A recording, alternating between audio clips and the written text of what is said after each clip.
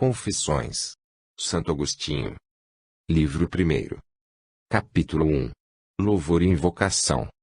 És grande, Senhor, e infinitamente digno de ser louvado. Grande é teu poder, e incomensurável tua sabedoria. E o homem, pequena parte de tua criação, quer louvar-te, e precisamente o homem que, revestido de sua mortalidade, traz em si o testemunho do pecado e a prova de que resistes aos soberbos. Todavia, o homem, partícula de tua criação, deseja louvar-te. Tu mesmo que incitas ao deleite no teu louvor, porque nos fizeste para ti, e nosso coração está inquieto enquanto não encontrar em ti descanso. Concede, Senhor, que eu bem saiba se é mais importante invocar-te e louvar-te, ou se devo antes conhecer-te, para depois te invocar. Mas alguém te invocará antes de te conhecer? Porque, te ignorando, facilmente estará em perigo de invocar outrem. Porque, porventura, deves antes ser invocado para depois ser conhecido. Mas como invocarão aquele em que não creem?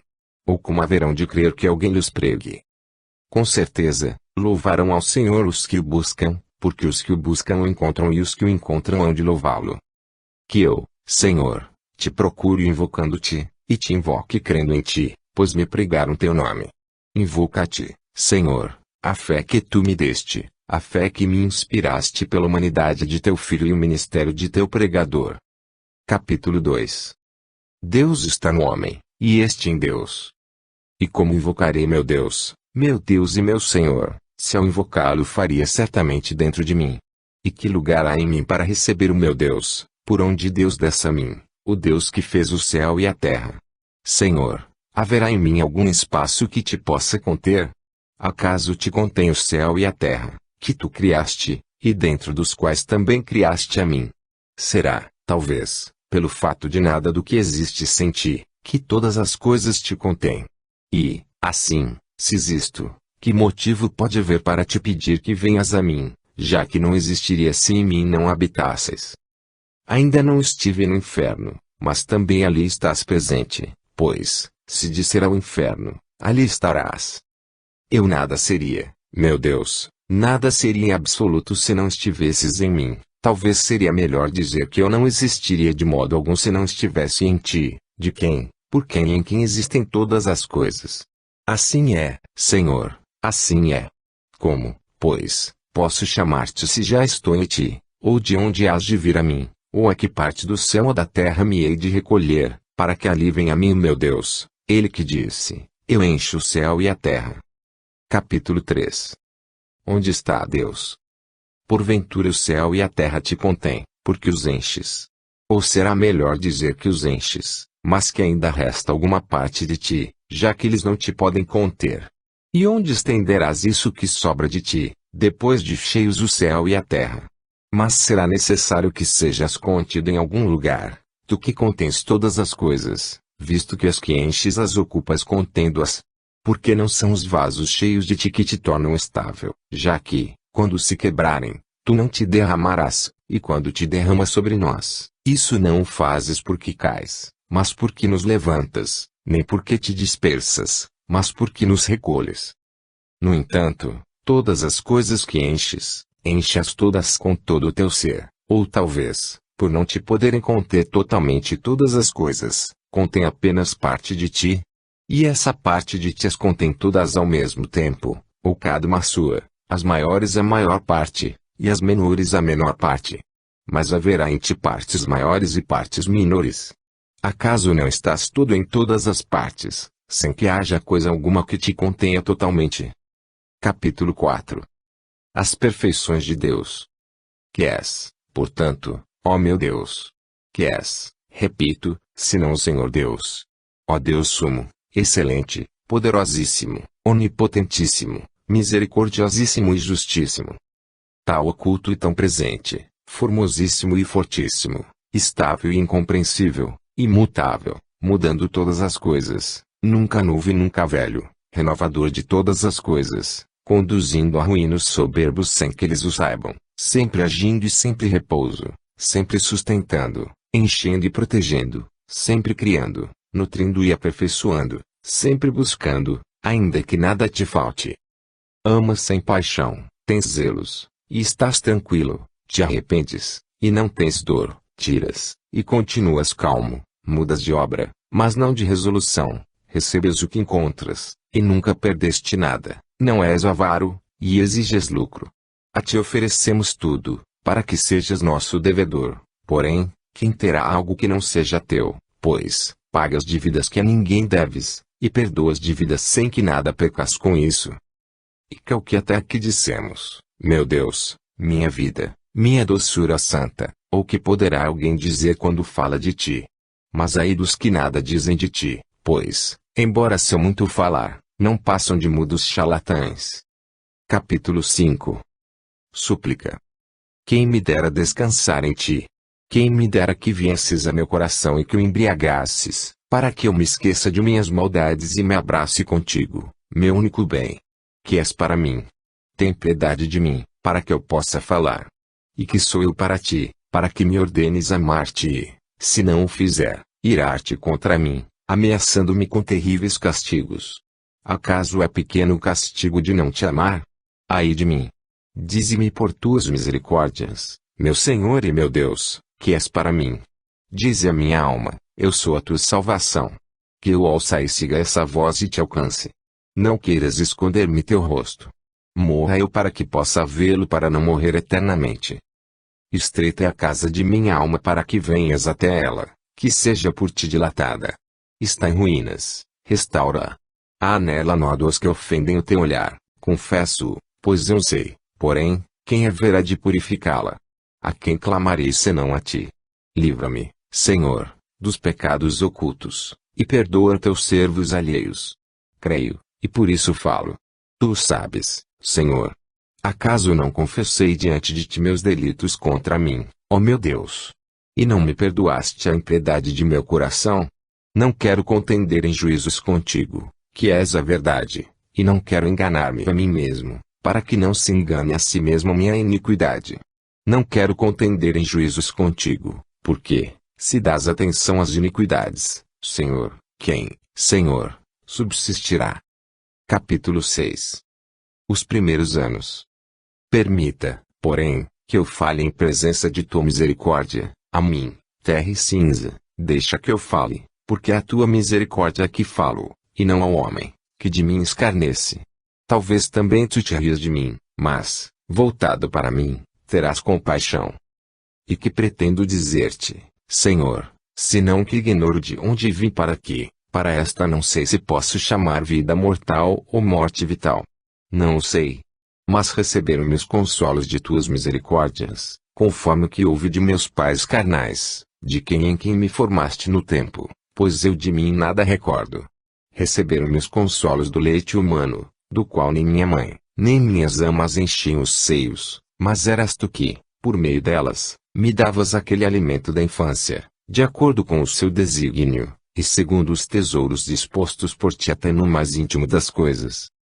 Também por tua causa é que eu não queria mais do que me davas, por tua causa é que minhas amas queriam dar-me o que tu lhes davas, pois elas, movidas de sádio afeto, queriam dar-me aquilo que abundavam graças a ti, já que era um bem para elas ou delas receber aquele bem, embora realmente não fosse delas, meros instrumentos, porque de ti procedem, com certeza, todos os bens, ó Deus, e de ti, Deus meu, depende toda a minha salvação. Tudo isto vim a saber mais tarde, quando me falaste por meio dos mesmos bens que eu me concedias interior e exteriormente. Porque então as únicas coisas que fazia era sugar o leite, aquietar-me com os afagos e chorar as dores de minha carne.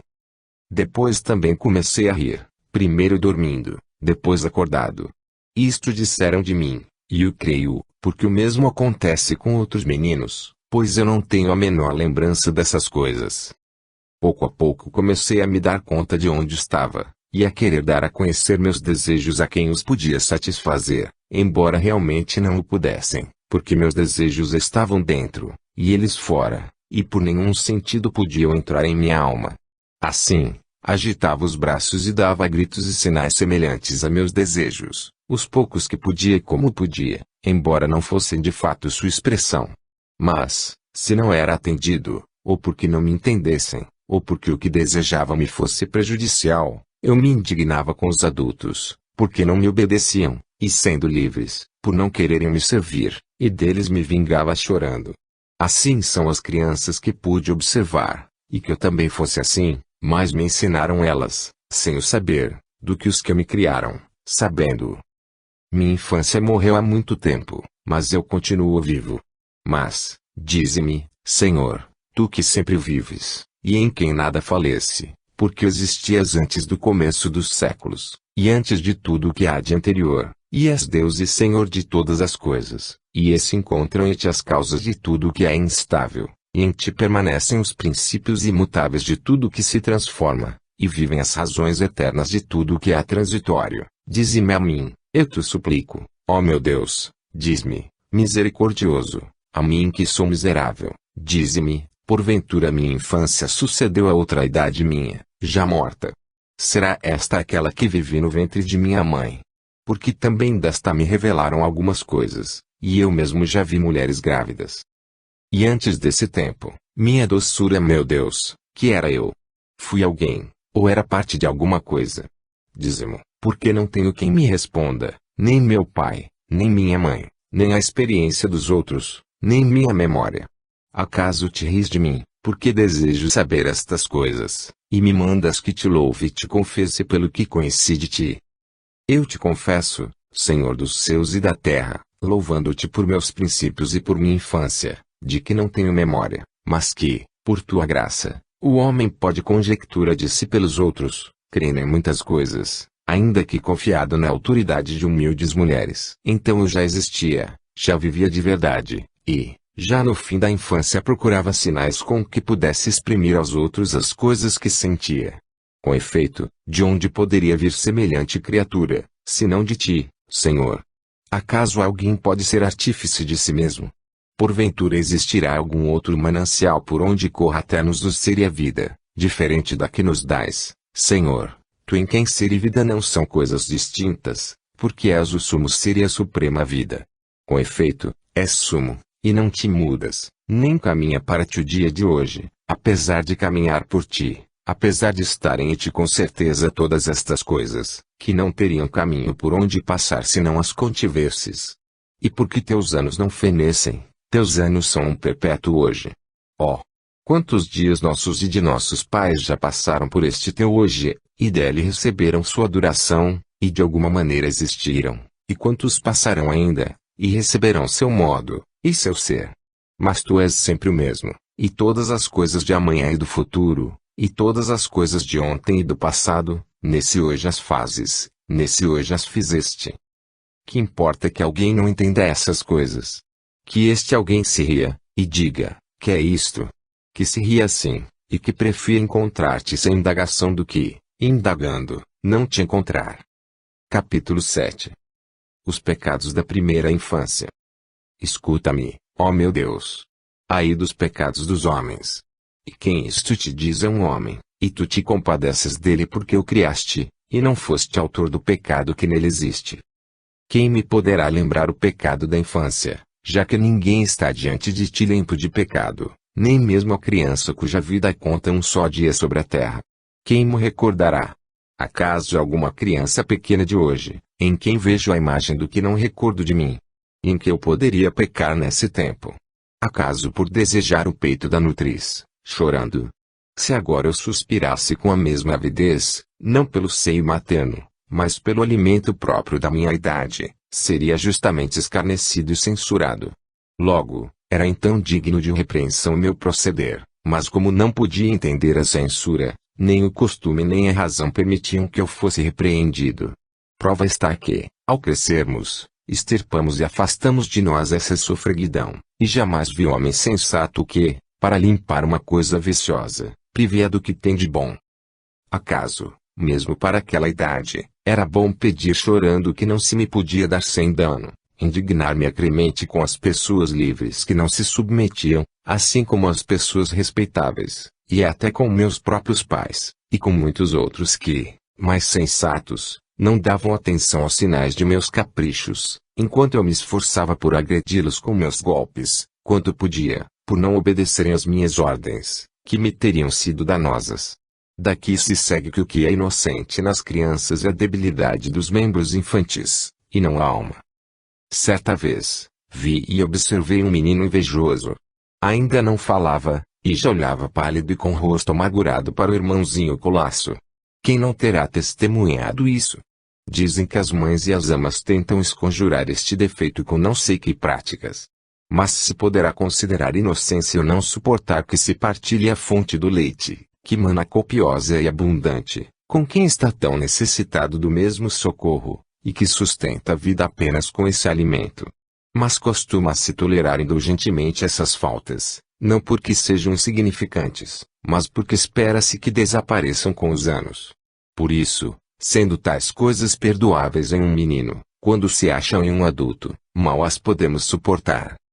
Assim, pois, meu Senhor e meu Deus, tu que me deste a vida e corpo, o qual dotaste, como vemos, de sentidos e proviste de membros, adornando de beleza e de instintos naturais, com os quais pudesse defender sua integridade e conservação, tu me mandas que te louve por esses dons e te confesse e cante teu nome altíssimo.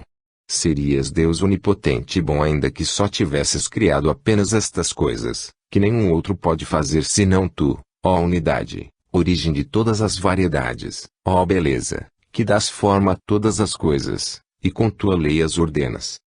Tenho vergonha, Senhor, de ter de somar a vida terrena que vivo àquela idade que não recordo ter vivido, na qual acredito pelo testemunho de outros, por vê-lo assim em outras crianças, embora essa conjectura mereça toda a fé. As trevas em que está envolto o meu esquecimento a seu respeito assemelham-se à vida que vivi no ventre de minha mãe. Assim, se fui concebido em iniquidade, e se em pecado me alimentou minha mãe, onde, suplico-te, meu Deus, onde, Senhor, eu, teu servo, onde quando fui inocente. Mas eis que silêncio sobre esse tempo. Para que ocupar-se dele, se dele já não conservo nenhuma lembrança? Capítulo 8. As primeiras palavras.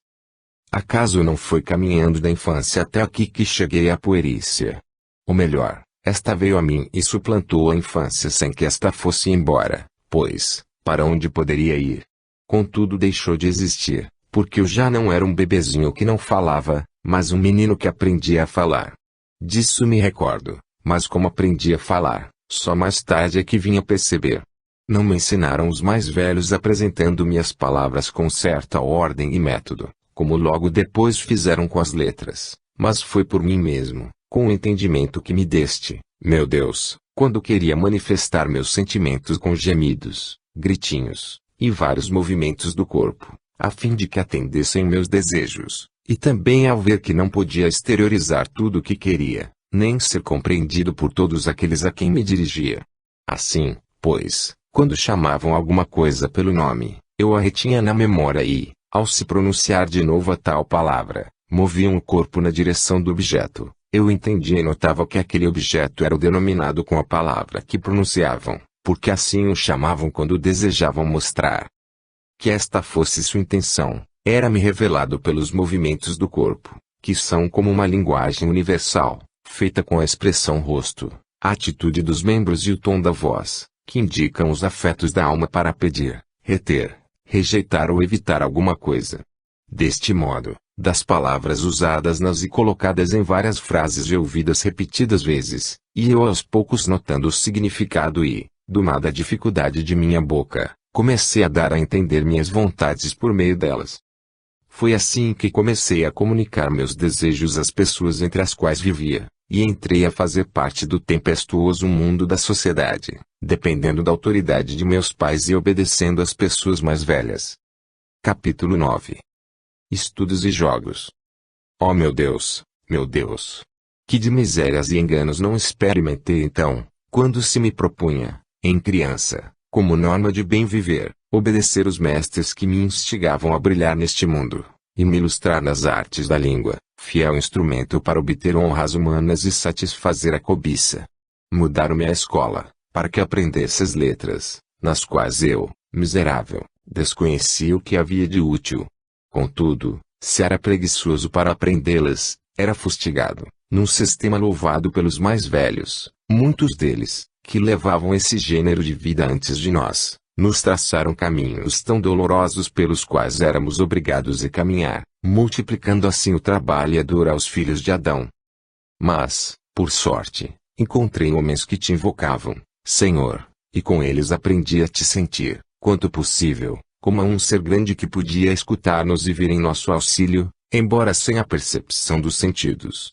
Ainda menino, pois, comecei a invocar-te como refúgio e amparo e, para te invocar, desatei os nós de minha língua, e, embora pequeno, te rogava já com grande fervor para que não me açoitassem na escola. E quando não me escutavas, o que servia para meu proveito os mestres, assim como meus próprios pais, que certamente não desejavam o meu mal, riam-se daquele castigo, que então era para mim grave suplício.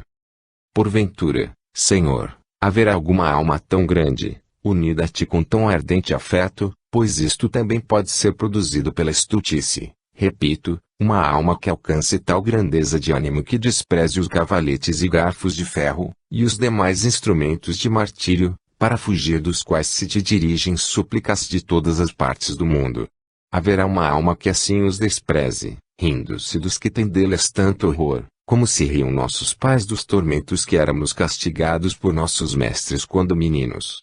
Porque, na verdade, não os temíamos menos, nem te rogávamos com menor fervor para que nos livrasses deles. Contudo, pecávamos por negligência escrevendo ou lendo, estudando menos do que nos era exigido, e não era por falta de memória ou de inteligência, que para aquela idade, Senhor, me deste de modo suficiente, senão porque eu gostava de brincar, embora os que nos castigavam não fizessem outra coisa. Mas os jogos dos mais velhos chamavam-se negócios, enquanto que os dos meninos eram por eles castigados, sem que ninguém se compadecesse de uns e de outros, ou melhor, de ambos. Um juiz sensato poderia provar os castigos que eu, menino, recebia porque jogava bola, e porque com este jogo atrasava o aprendizado das letras, com as quais, adulto haveria de jogar menos inocentemente. Acaso fazia outra coisa naquele que me castigava? Se em alguma questão cólera vencido por algum colega seu, não era mais atormentado pela cólera e pela inveja do que eu, quando uma partida de bola era vencido por meu companheiro? Capítulo 10. Amor ao jogo. Contudo, Senhor meu, ordenador e criador da natureza, mas do pecado somente ordenador, eu pecava desobedecendo as ordens de meus pais e mestres, uma vez que podia no futuro fazer bom uso das letras que desejavam me ensinar, qualquer que fosse sua intenção. E não era desobediente para me ocupar de coisas melhores, mas por amor ao jogo, buscava nos combates orgulhosas vitórias, deleitava-me com histórias frívolas, com as quais incentivava sempre mais minha curiosidade. Igualmente curiosos, meus olhos se abriam sempre mais para os jogos e espetáculos dos adultos, jogos que dão tal grande dignidade a quem os oferece, que quase todos desejam as mesmas dignidades para seus filhos. Contudo, gostam de os castigar se com tais espetáculos fogem dos estudos, por meio dos quais desejam que lhes venham um dia oferecer espetáculos semelhantes. Senhor, olha misericordiosamente para essas coisas, e livra-nos delas a nós que já te invocamos, mas livra também aos que ainda não te invocam, a fim de que te invoquem, e sejam igualmente libertados. Capítulo 11. O batismo diferido. Ainda menino, ouvi falar da vida eterna, que nos está prometida pela humildade de Jesus, nosso Senhor, que desceu até nossa soberba, e fui marcado com o sinal da cruz, sendo-me dado saborear de seu sal logo que saí do ventre de minha mãe, que sempre esperou muito em ti. Tu viste, Senhor, que numa ocasião, ainda menino, atacou-me repentinamente um dor de estômago que me abrasava, e que me aproximou da morte. Tu viste também, meu Deus, pois já me tinhas sob tua guarda, com que fervor de espírito e com que fé pedi a piedade de minha mãe, e da mãe de todos nós, tua igreja, o batismo de teu Cristo, meu Deus e Senhor. Perturbou-se minha mãe carnal, pois que me criava com mais amor em seu casto coração em tua fé para a vida eterna e, solícita, já havia cuidado de que me iniciasse e purificasse com os sacramentos da salvação, confessando-te, ó meu Senhor Jesus, em remissão de meus pecados, quando, de repente, comecei a melhorar. Em vista disso, diferiu-se minha purificação, considerando que seria impossível, se eu vivesse, que não me tornasse a manchar, pois a culpa dos pecados cometidos depois do batismo é muito maior e mais perigosa. Nesta época eu já tinha fé verdadeira, juntamente com minha mãe e com todos da casa, à exceção de meu pai, que, porém, não pôde vencer em mim a ascendência da piedade materna, para que deixasse de acreditar em Cristo, tal como ele não acreditava. Minha mãe, solícita, cuidava de que tu, meu Deus, fosses mais pai para mim do que ele, e ajudavas a triunfar do marido, a quem servia melhor, porque nele te servia a ti as tuas ordens. Mas, meu Deus, suplico-te que me mostres, se te apraz, por que motivo se diferiu então meu batismo, se foi ou não para meu bem que me soltaram as rédeas do pecado. Por que razão ainda hoje se diz de uns e de outros, como ouvimos em muitos lugares, deixe que faça o que quiser, porque ainda não está batizado, embora não digamos da saúde do corpo, deixe que receba ainda mais feridas, porque ainda não está curado. Quanto melhor teria sido para mim receber logo a saúde, e que meus cuidados e os dos meus fossem empregados em conservar intacta debaixo da tua proteção a saúde da minha alma, que me havias concedido. Melhor fora, certamente, porém, como minha mãe, sem dúvida, já previa quantas e com grandes ondas de tentações me ameaçariam depois da meninice, preferiu expor-me a elas como terra grosseira que depois receberia forma, do que expor-me já como imagem tua. Capítulo 12. Ódio ao estudo. Nesta minha infância, na qual eu tinha menos que temer por mim do que em minha adolescência, eu não gostava dos estudos, e odiava que a eles me obrigassem. Contudo, era coagido, e me fazia um grande bem. Quem não procedia bem era eu, que não estudava a não ser constrangido, pois ninguém faz bem o que faz contra a vontade, mesmo que seja bom o que faz. Tampouco os que obrigavam a estudar agiam corretamente. Antes, todo o bem que eu recebia vinha de ti, meu Deus, porque eles não tinham outro fim ao me obrigarem a estudar senão saciar o apetite de abundante miséria e de glória ignominiosa. Mas tu, Senhor, que tens contados os cabelos de nossa cabeça, usavas do erro de todos os que me coagiam a estudar para minha utilidade, e usavas da minha falta de vontade de estudar para meu castigo, de que certamente eu já era digno, sendo ainda tão pequeno, e tal grande pecador. Assim, convertias em bem o mal que eles me faziam, e dos meus pecados, me davas justa retribuição, porque é teu desígnio, e assim acontece, que toda alma desordenada seja a castigo de si mesma.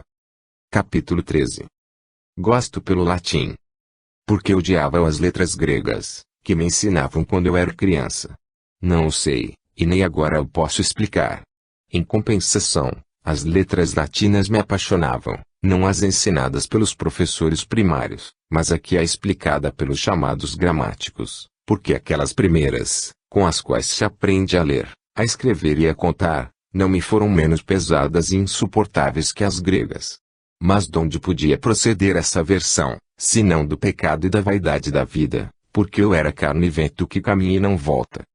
Aquelas primeiras letras, pelas quais podia, como ainda faço, chegar e ler tudo o que há escrito e a escrever tudo o que quero, eram melhores e mais úteis que aquelas outras nas quais me obrigavam a decorar os erros de um tal Enéas, esquecido dos meus, e a chorar a morte de Dido, que se suicidou por amor. Enquanto isso, eu, miserabilíssimo, suportava minha própria morte com olhos enxutos, morrendo para ti, ó meu Deus, minha vida. Na verdade, que pode haver de mais miserável do que um infeliz que não se compadece de si mesmo e que, chorando a morte de Dido por amor de Enéas, não chora sua própria morte por falta de amor a ti, ó Deus, luz de meu coração, pão interior de minha alma, virtude fecundante de meu pensamento. Não te amava, prevaricava longe de ti, e ouvia de todas as partes, muito bem, porque a amizade deste mundo é adultério contra ti, e se aclamam alguém dizendo, muito bem, é para que este não se envergonhe de ser assim. Eu não chorava estas faltas, chorava a morte de Dido que se suicidou com a espada, eu procurava as últimas de tuas criaturas, abandonando-te a ti, como terra que eu era, atraída pela terra. Se então me proibissem a leitura de tais coisas, me afligiriam por não ler aquilo que me comovia até a dor. Não obstante, semelhante loucura é considerada como coisa mais nobre e proveitosa que as letras pelas quais aprendamos a ler e a escrever. Mas agora, meu Deus, grite em minha alma a tua verdade, e diga, não é assim, não é assim. Antes, Aquela primeira instrução é absolutamente superior, pois eu preferiria esquecer todas as aventuras de Enéas, e outras histórias semelhantes, do que o saber ler e escrever. Sei que nas escolas dos gramáticos pendem cortinas às portas, porém, servem menos para velar o segredo que para encobrir o erro. Não gritem contra mim aqueles mestres a quem já não temo, enquanto confesso a ti os desejos de minha alma, e aborreço dos meus maus caminhos, a fim de amar os teus. Não gritem contra mim os comerciantes da gramática, pois, se eu os interrogar sobre se é verdade que Enéas veio uma vez a Cartago, como afirma o poeta, os nécios responderão que não sabem, e os sábios negarão o fato. Porém, se lhes perguntar como se escreve o nome de Enéas, todos os que estudaram me responderão a mesma coisa, de acordo com a convenção com que os homens fixaram o valor das letras do alfabeto. Do mesmo modo, se lhes perguntar o que seria mais prejudicial para a vida humana, esquecer o ler e o escrever, ou todas as ficções dos poetas, quem não vê o que logo responderia aquele que não estivesse de tudo esquecido de ti? Pequei, pois, em minha infância, ao preferir vãos aos proveitosos, ou para dizer melhor, ao amar aqueles e a odiar a estes, era para mim uma cantiga odiosa aquele 1 e 1, 2, 2 e 2, 4, enquanto considerava espetáculo encantador a história do cavalo de madeira cheio de guerreiros e o incêndio de Troia, e até a sombra de Creusa. Capítulo 14. Aversão ao grego. Porque então aborrecia eu a literatura grega na qual se cantam tais coisas. Porque também Homero é muito habilidoso em tecer essas historietas, dulcíssimo na sua frivolidade, embora para mim, menino, fosse bem amargo. Creio que o mesmo ocorra com Virgílio para os meninos gregos obrigados a estudá-lo, como a mim com relação a Homero. Era a dificuldade de ter de aprender totalmente uma língua estranha que, como fel, aspergia de amargura todas as doçuras das fábulas gregas. Eu ainda não conhecia nenhuma palavra daquela língua, e já me obrigavam com veemência, com crueldades e terríveis castigos, a aprendê-la. Na verdade, eu, ainda criança, também não conhecia nenhuma palavra de latim, contudo, com um pouco de atenção, o aprendi entre o carinho das amas, os gracejos dos que se riam e as alegrias dos que brincavam, sem medo algum nem tormento. Eu aprendi, sem a pressão dos castigos, impelido unicamente por meu coração desejoso de dar à luz seus sentimentos, e o único caminho para isso era aprender algumas palavras, não dos que as ensinavam, mas do que falavam, em cujos ouvidos ia eu depositando quanto sentia. Por aqui se evidencia claramente que, para instruir, tem mais eficácia e curiosidade livre do que a necessidade inspirada pelo medo. Contudo, os excessos da curiosidade encontram nessa violência um freio segundo tuas leis, ó Deus, que desde as palmatórias dos mestres até os tormentos dos mártires sabem dosar suas salutares amarguras, que nos reconduzem a ti do seio do pernicioso deleite que de ti nos apartara. Capítulo 15. Oração.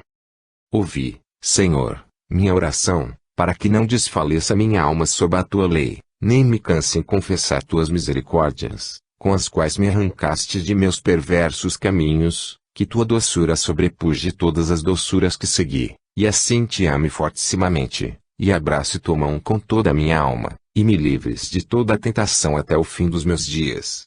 Pois é, Senhor, meu Rei e meu Deus, e a ti consagro quanto falo, escrevo, leio e conto, pois quando aprendi aquelas futilidades, tu eras o que me davas a verdadeira disciplina, e já me perdoaste os pecados de deleite cometidos naquelas vaidades.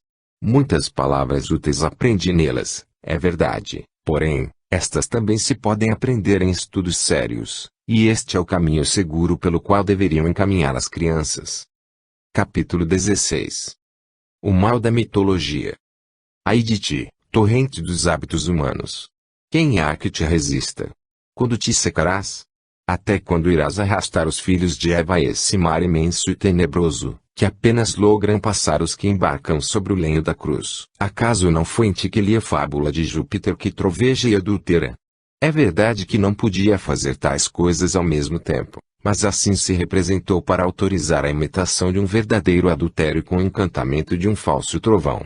Contudo, qual é o professor de Pênula capaz de ouvir com paciência um homem nascido do mesmo pó que clama e diz: Homero imaginava essas ficções e atribuía aos deuses os vícios humanos, porém, eu preferiria que atribuísse a nós as qualidades divinas. Com mais verdade se diria que Homero imaginou tudo isso, atribuindo qualidades divinas a homens corrompidos, para que os vícios não fossem considerados como tais, e para que todo aquele que os cometesse parecesse que imitava a deuses celestes, e não a homens corrompidos. E contudo, ó torrente infernal, em ti se precipitam os filhos dos homens, com o dinheiro gasto para aprender tais coisas. E consideram acontecimento importante representá-lo, publicamente no foro, à vista das leis que concedem aos mestres um prêmio, além de seus salários particulares. E ferindo os rochedos de tuas margens, gritas dizendo, aqui se aprendem as palavras, aqui se adquire a eloquência, tal necessária para persuadir e explicar os pensamentos. Não poderíamos pois aprender as palavras, chuva de ouro, regaço, templo celeste, logro e outras mais, escritas em determinada passagem, se Terêncio não nos apresentasse um jovem perdido que se propõe a imitar a luxúria de Júpiter? Contemplava ele uma pintura mural na qual se representava o mesmo Júpiter no momento em que, segundo dizem, descia como chuva de ouro sobre o regaço de Danae, para lograr assim a pobre mulher. E vede como se citava a luxúria à vista de tão celestial mestre, mas que Deus fez isto. Diz. Nada menos que aquele que faz retumbar a abóbada do céu com enorme trovão, e eu, homenzinho, não haveria de fazer o mesmo. Filo, sim, e com muito gosto. De modo algum se aprendem com semelhante torpeza aquelas palavras, antes, essas palavras levam mais atrevidamente a cometer a mesma devassidão. Não incrimino as palavras, que são como vasos seletos e preciosos, mas condeno o vinho do erro que mestres ébrios nos davam a beber nelas e, se não o bebêssemos, éramos açoitados, sem que pudéssemos apelar para juiz mais sóbrio. E, não obstante, meu Deus, cuja presença me protege desta lembrança, confesso que aprendi estas coisas com gosto e que, miserável, nelas me comprazi, sendo por isso chamado menino de grandes esperanças. Capítulo 17.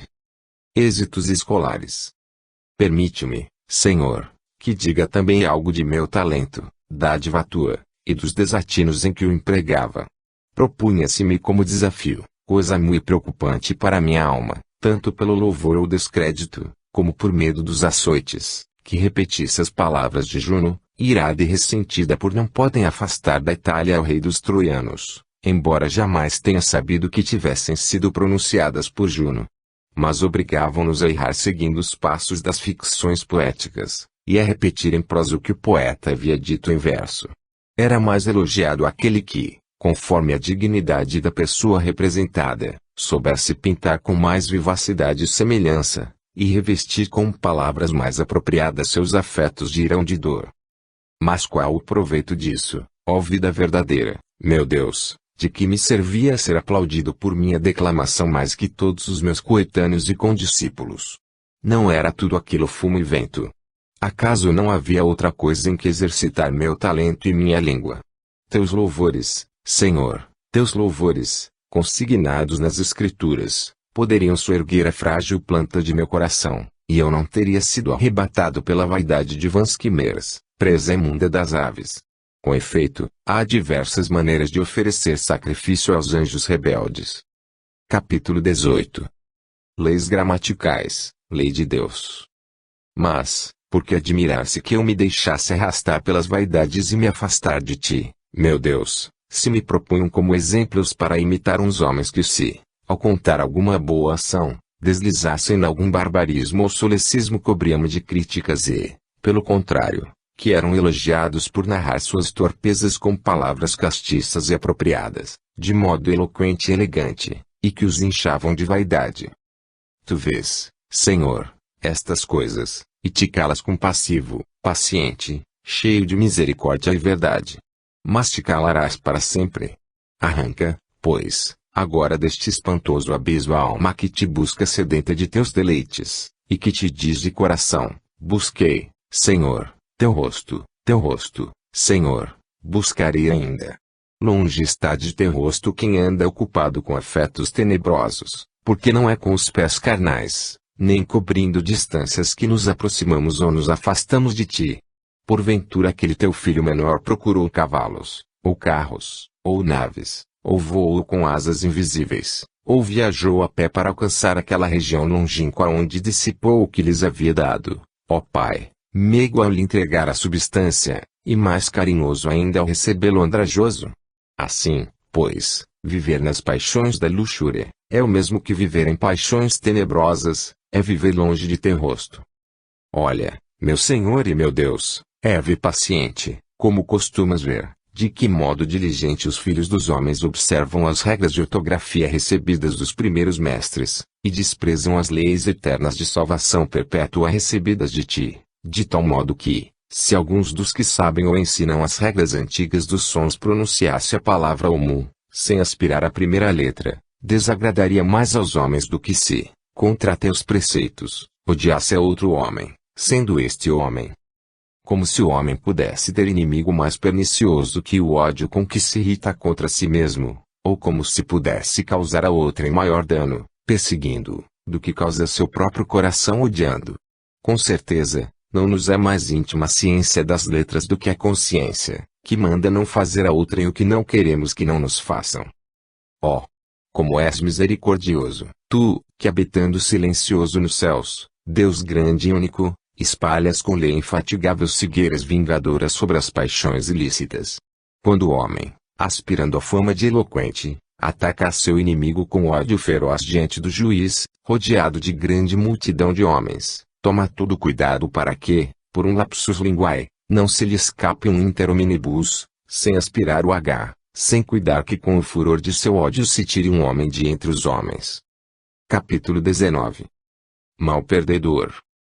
À beira de tal lodaçal jazia eu, pobre criança, sendo esta a arena em que me exercitava, temendo mais cometer um barbarismo de linguagem do que cuidando de não invejar, se o cometia, aqueles que o tinham evitado. Digo e confesso diante de ti, meu Deus, essas misérias, que me angariavam o louvor daqueles cuja simpatia equivalia para mim a uma vida honesta, pois não vi o abismo de torpeza em que tudo isso me lançara, longe dos teus olhos.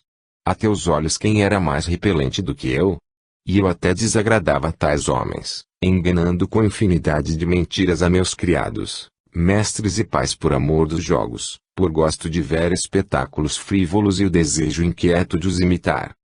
Também cometia furtos na despensa e na mesa de meus pais, ora impelido pela gula, ora para ter de dar aos meninos para brincar com eles, folguedos que os deleitavam tanto quanto a mim, e que eles me faziam pagar. No jogo, frequentemente, conseguia vitórias fraudulentas, vencido pelo desejo de me sobressair.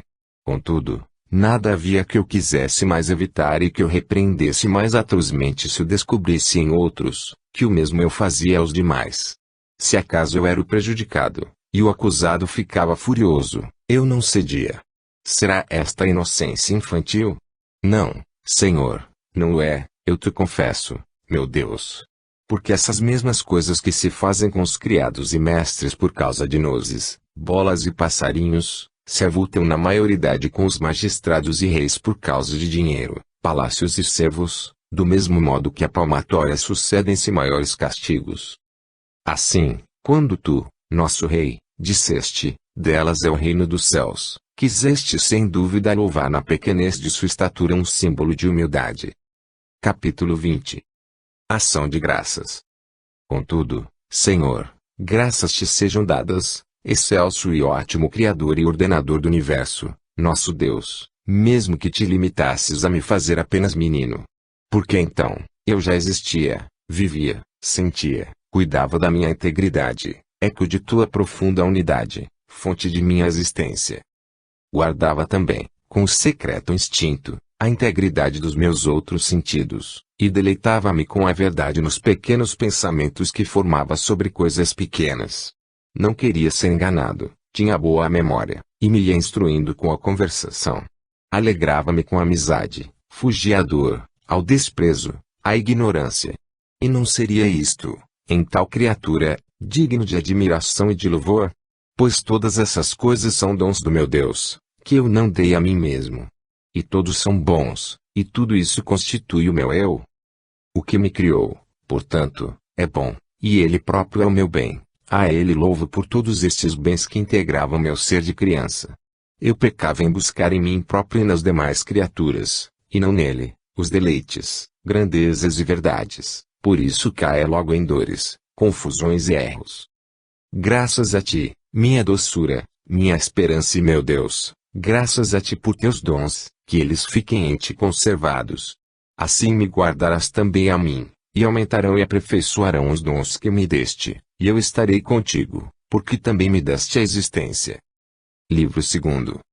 Capítulo 1. Adolescência. Quero recordar minhas torpezas passadas e as degradações carnais de minha alma, não porque as ame, mas por Te amar, ó meu Deus. É por amor de Teu amor que o faço, percorrendo com a memória amargurada, aqueles meus perversos caminhos, para que Tu me sejas doce, doçura sem engano, ditosa e eterna doçura.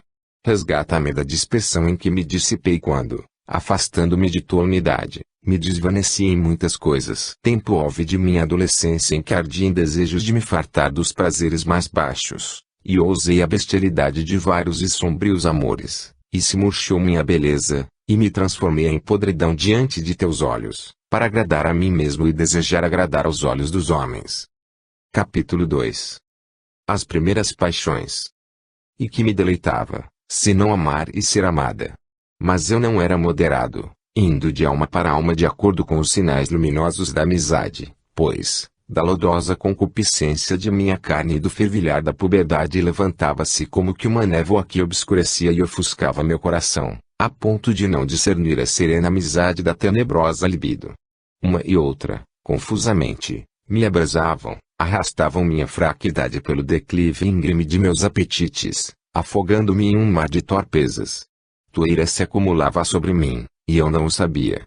Ensurdeci com o ruído da cadeia de minha mortalidade, e cada vez mais me afastava de Ti, e Tu consentias, e me agitava, e me dissipava, e me derramava e fervia em minha devassidão, e Tu te calavas, ó alegria que tão tarde encontrei, Tu te calavas então, e eu ia cada vez mais para longe de Ti, sempre atrás de estéreis sementes de dores, com vil soberbo e inquieto cansaço.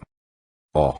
Se alguém refreasse aquela minha miséria, para que fizesse bom uso da fugaz beleza das criaturas inferiores, limitasse suas delícias, a fim de que as vagas daquela minha idade rompessem na praia do matrimônio, já que de outro modo não podia haver paz, contendo-se nos limites da geração, como prescreve Tua lei, Senhor, Tu que crias o germen transmissor de nossa vida mortal, e que com mão bondosa podes suavizar a agudeza dos espinhos, que mantiveste fora do paraíso. Porque Tua onipotência está perto de nós, mesmo quando vagueamos longe de Ti. Pelo menos eu deveria atender com mais diligência a voz de Tuas nuvens. Também eles sofreram as tribulações da carne, mas eu quisera poupar-vos, e bom é ao homem não tocar em mulher. O que está sem mulher pensa nas coisas de Deus, de como há de agradar, mas o que está ligado pelo matrimônio pensa nas coisas do mundo, e em como há de agradar a mulher.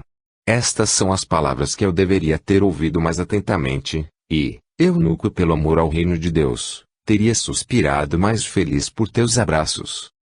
Mas eu, miserável, tornei-me em torrente, seguindo o ímpeto de minha paixão, Te abandonei e transgredi a todos os Teus preceitos, sem porém, escapar de Teus castigos. E quem o poderia dentre os mortais? Sempre estavas ao meu lado, irritando-se misericordiosamente comigo, e aspergindo com amaríssimos desgostos todos os meus gozos ilícitos, para que eu buscasse a alegria sem Te ofender e, quando a achasse, de modo algum fosse fora de Ti, Senhor. Fora de Ti, que impões a dor em mandamento, e feres para sarar, e nos tiras a vida para que não morramos sem Ti. Mas onde estava eu? Oh! Quão longe, exilado das delícias de Tua casa naqueles meus 16 anos de idade carnal, quando esta empunhou o seu cetro sobre mim, e eu me rendi totalmente a ela, a fúria da concupiscência que a degradação humana é legítima, porém, ilícita, de acordo com as Tuas leis. Nem mesmo os meus cogitaram em me sustentar na queda, pelo casamento, ao ver-me cair, cuidavam apenas que eu aprendesse a compor discursos magníficos e a persuadir com a palavra. Capítulo 3. Cegueira do pai, cuidados da mãe. Nesse mesmo ano tive de interromper meus estudos, quando voltei de Madaura, cidade vizinha, onde fora estudar literatura e oratória, enquanto se faziam os preparativos necessários para a minha viagem mais longa a Cartago, levado mais pela ambição de meu pai que pelos seus parcos bens, pois era muito modesto cidadão de Tagaste. Mas, a quem conto eu estes fatos? Certamente, não a ti, meu Deus, mas em tua presença conto estas coisas aos da minha estirpe, ao gênero humano, ainda que estas páginas chegassem às mãos de poucos. E para que então? Para que eu, e quem me ler, pensemos na profundeza do abismo de onde temos de clamar por ti. E que há de mais próximo a teus ouvidos que o coração contrito e a vida que procede da fé. Quem então não cumulava a meu pai de louvores, pois excedendo até seus deveres familiares, gastava com o filho necessário para tão longa viagem por causa de seus estudos. Porque muitos cidadãos, muito mais ricos do que ele, não mostravam para com os filhos igual cuidado. Contudo, este mesmo pai não se importava de saber se eu crescia para ti, ou que fosse casto, contanto que fosse deserto, mas antes eu era deserto, por carecer de teu cultivo, ó Deus, único, verdadeiro e bom Senhor de teu campo, o meu coração. Porém, no meu 16º ano foi necessária uma interrupção em meus estudos por falta de recursos familiares e, livre da escola, passei a viver com meus pais. Avassalaram então minha cabeça os espinhos de minhas paixões, sem que houvesse mãos que os arrancassem. Pelo contrário, meu pai, certo dia, percebendo ao banho os sinais de minha puberdade e vendo-me revestido de inquieta adolescência, como se já se alegrasse pensando nos netos, foi contá-lo alegre à minha mãe. Alegria esta gerada pela embriaguez com que este mundo esquece de ti, seu Criador, e em teu lugar ama tua criatura, embriaguez que nasce do vinho sutil de sua perversa e mal inclinada vontade para as coisas baixas. Mas, nessa época, já tinhas começado a levantar, no coração de minha mãe, teu templo e os alicerces de tua santa morada. Meu pai não era mais que catecúmeno, recente ainda. Por isso minha mãe perturbou-se com santo temor. Embora eu ainda não fosse batizado, temia que eu seguisse as sendas tortuosas por onde andam os que te voltam as costas, e não o rosto. Ai de mim! Como me atrevo a dizer que te calavas quando me afastava de ti? Seria verdade que então te calavas comigo? E de quem eram, se não tuas, aquelas palavras que pela boca de minha mãe, tua serva fiel, sussurraste em meus ouvidos, embora nenhuma delas penetrasse no meu coração, para que a cumprisse? Lembro bem que um dia me admoestou em segredo, com grande solicitude, que me abstivesse da luxúria e, sobretudo, que não cometesse adultério com a mulher de ninguém. Porém, esses conselhos pareciam-me próprios de mulheres, e eu me envergonharia de segui-los. Mas, na realidade, eram teus, embora eu não o soubesse, e por isso julgava que te calavas, e que era ela quem me falava, e eu te desprezava em tua serva, eu, seu filho, filho de tua serva e servo teu, a ti que não cessavas de me falar pela sua boca. Mas eu não sabia, e me precipitava com tanta cegueira, que me envergonhava entre os companheiros de minha idade, de ser menos torpe do que eles. Os ouvia jactar-se de suas maldades, e gloriar-se tanto mais quanto mais infames eram. Assim eu gostava de fazer o mal, não só pelo prazer, mas ainda por vaidade. O que há de mais digno de vitupério do que o vício? E, contudo, para não ser escarnecido, tornava-me mais viciado e, quando não houvesse cometido pecado que me igualasse aos mais perdidos, fingia ter feito o que não cometera, para que não parecesse mais abjeto quanto mais inocente, e tanto mais vil quanto mais casto. Eis com que companheiros andava eu pelas graças de Babilônia, revolvendo-me na lama, como ensina Momo ungüentos preciosos. E, para que todo esse lodo me pegasse bem firme, subjugava-me o inimigo invisível, e me seduzia, por ser eu presa fácil da sedução. Nem então minha mãe carnal, que já fugira do meio da Babilônia, mas que em outras coisas caminhava mais devagar, cuidou, como fizeram aconselhar-me a castidade, de conter com os laços do matrimônio aquilo de que o seu marido lhe falara a meu respeito. Já percebera ela que me era pestilencial, e que mais adiante me seria perigoso, já que essa paixão não podia ser cortada pela raiz. Não pensou nisso, digo, por temer que o vínculo matrimonial frustrasse a esperança que sobre mim acalentava, não a esperança da vida futura, que ela já tinha posto em ti, mas a esperança das letras que ambos, meu pai e minha mãe, desejavam ardentemente. Meu pai, porque não pensava quase nada de ti, mas apenas ambições vãs a meu respeito. Minha mãe, porque considerava que tais tradicionais estudos das letras não só não me seriam de estorvo, sendo de não pouca ajuda para chegar a ti. Assim julgo eu, agora, enquanto me é possível pela lembrança, o caráter de meus pais. Por isso, soltavam-me as rédeas para o jogo mais do que o permite uma moderada severidade, deixando-me cair na dissolução de várias paixões, e de todas surgia uma obscuridade que me toldava, ó meu Deus, a luz da tua verdade, e, por assim dizer, de meu corpo, brotava minha iniquidade. Capítulo 4. O furto das peras. É certo, Senhor, que tua lei pune o furto, lei tão arraigada no coração dos homens que nem a própria iniquidade pode apagar. Que ladrão há que suporte com paciência que o roubem? Nem o rico tolera isto a quem o faz forçado pela indigência. Também eu quis roubar, e roubei não forçado pela necessidade, mas por penúria, fástio de justiça e abundância de maldade, pois roubei o que tinha em abundância, e muito melhor. Nem me atraía ao furto o gozo de seu resultado, mas atraía-me o furto em si, o pecado. Nas imediações de nossa vinha, havia uma pereira carregada de frutos, que nem pelo aspecto, nem pelo sabor tinham algo de tentador. Alta noite, pois até então ficaríamos jogando nas eiras, de acordo com o nosso mau costume, dirigimo-nos ao local, eu e alguns jovens malvados, com o fim de sacudi-lhe e colher-lhe os frutos. E levamos grande quantidade deles, não para saboreá-los, mas para jogá-los aos porcos, embora comessemos alguns. Nosso deleite era fazer o que nos agradava justamente pelo fato de ser coisa proibida. Aí está meu coração, Senhor, meu coração que olhaste com misericórdia quando se encontrava na profundeza do abismo. Que este meu coração te diga agora que era o que ali buscava, para fazer o mal gratuitamente, não tendo minha maldade outra razão que a própria maldade.